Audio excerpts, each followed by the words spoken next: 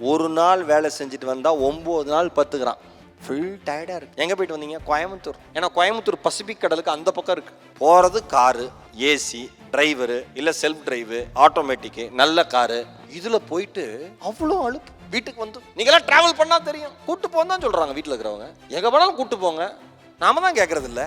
பிஸ்னஸில் எவ்வளவு சோகமான விஷயங்கள் உங்களை அழுத்தினாலும், உங்களை நீங்கள் நினைத்த இடத்திற்கு பறக்க விடாமல் செய்தாலும், அதையெல்லாம் தாண்டி நம்பிக்கை எனும் காற்றை கொண்டு எவ்வளவு கனமான விஷயங்கள் உங்களை அழுத்தினாலும் பறப்பது மட்டும்தான் நம் குறிக்கோள் என்று எந்த பிஸ்னஸ் பீப்புள் பறக்க துவங்குகிறீர்களோ அவர்களுக்கென்று ஒரு தீவு வாங்குவதற்கான சாத்தியம் இந்த மண்ணிலே இருக்கிறது என்பது அல்பட்ராஸ் பறவை நமக்கு சொல்லித் தருகிற பாடம்.